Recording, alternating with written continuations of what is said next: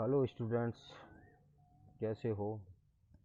मैं आशा करता हूँ कि आप अपने अपने घर पे स्वस्थ होंगे। मैं सुरेंद्र मीणा आज एलएलबी सेकेंड ईयर के सभी स्टूडेंटों को का ऑनलाइन क्लास में स्वागत करता हूँ। आपका सब्जेक्ट संपत्ति अंतरण अधिनियम 1882, जिसका टॉपिक है आज के लिए, जिस पर अपन चर्चा करेंगे, अध्ययन करेंगे, वो है सेक्शन 14, शाश्वतता के विरुद्ध नियम। शाश्वतता के विरुद्ध नियम क्या है, शाश्वतता क्या है, शाश्वतता के विरुद्ध नियम क्या है और शाश्वतता के अपवाद क्या है, इन सारी बातों पर अपन आज चर्चा करेंगे। एग्जाम के हिसाब से ये मोस्ट है। शाश्वतता के विरुद्ध नियम सेक्शन 14 अजात व्यक्ति के पक्ष में जीवित व्यक्तियों के माध्यम से संपत्ति अंतरण की अनुमति देता है तथा अधिनियम की धारा 20 यह बताती है कि अजात व्यक्ति के पक्ष में उसके जन्म लेते ही या अस्तित्व में आते ही अंतरित संपत्ति उसमें निहित हो जाती है, भले ही संपत्ति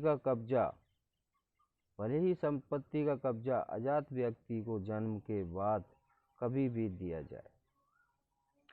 धारा 20 के उपरोक्त प्रावधान को धारा 13 की आवश्यक शर्त में सम्मिलित किया गया है।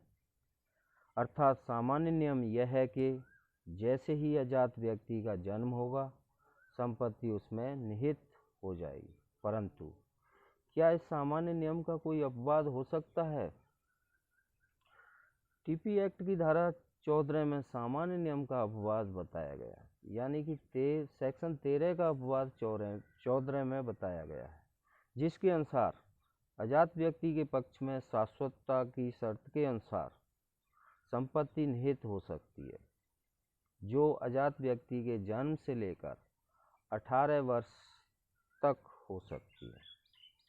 अर्थात धारा 14 के अंतर्गत शाश्वतता की शर्त की सीमा निम्नलिखित हो सकती है। नंबर 1, यानी कि शाश्वतता की जो सीमा होगी वो 2 टाइप होगी। नंबर 1, ऐसे जीवित व्यक्तियों के जीवन काल तक जिनमें जीवन हित सृजित किया गया है। नंबर 2, अजात व्यक्ति की वयस्कता की उम्र अर्थात 18 वर्ष की आयु तक हो सकती है, यानी कि 18 वर्ष की आयु तक। इस प्रकार धारा 14 अजात व्यक्ति के पक्ष में धारा 13 का अपवाद बताते हुए संपत्ति का निहित होना स्थगित करने की अनुमति देती है, यानी कि जन्म से 18 वर्ष तक स्थगित करने की अनुमति देती है। परंतु अजात व्यक्ति में संपत्ति का निहित होना शाश्वतता की शर्त के अनुसार मुलतवी किया जा सकता है, यानी रोक सकते हैं। शाश्वतता ये शाश्वतता है, अर्थात जहां धारा 13 के अंतर्गत अजात व्यक्ति के पक्ष में संपत्ति का अंतरण किया गया है, वहां अजात व्यक्ति के जन्म लेते ही निहित हो जाएगी। परंतु धारा 14 का नियम लागू हो जाए तो ऐसी दशा में अंतरित संपत्ति अजात व्यक्ति में उसके जन्म से 18 वर्ष की आयु प्राप्त करने तक, यानी कि अवस्था के दौरान कभी भी निहित हो सकती है।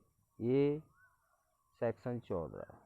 यदि शाश्वतता की शर्त ऐसी है जो यह कहती है कि अजात व्यक्ति के पक्ष में संपत्ति 18 वर्ष के बाद या वयस्कता की आयु प्राप्त करने के बाद निहित होगी, तो ऐसी दशा में अंतरण व शर्त दोनों शून्य होगी।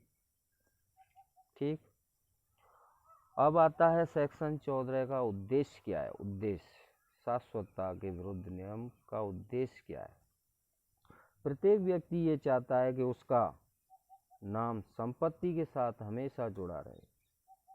व्यक्ति की ये चाह या इच्छा शाश्वतता कहलाती है, अर्थात किसी व्यक्ति का नाम या स्वामित्व हमेशा के लिए संपत्ति के साथ जुड़ना ही शाश्वतता कहलाता है।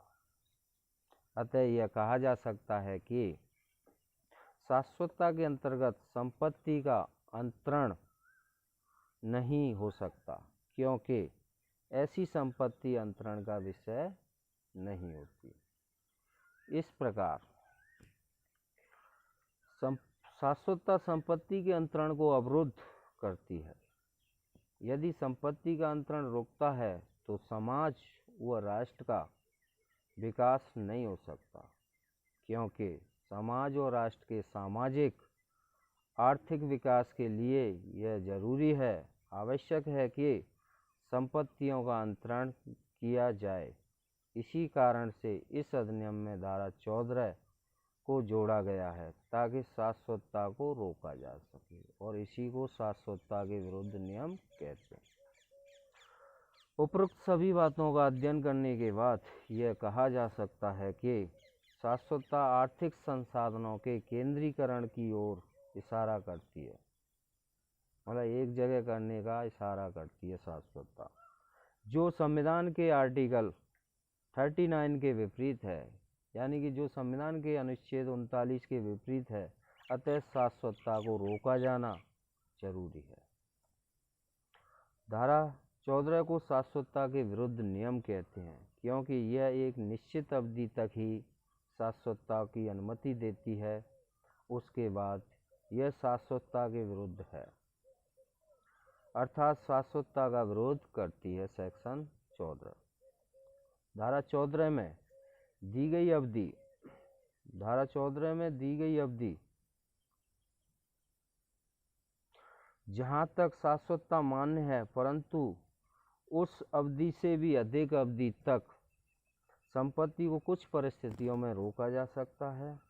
उन परिस्थितियों को शाश्वतता के विरुद्ध नियम के अपवाद माना जाता है। शाश्वतता के विरुद्ध नियम के अपवाद क्या हैं? ये 5 प्रकार के हैं।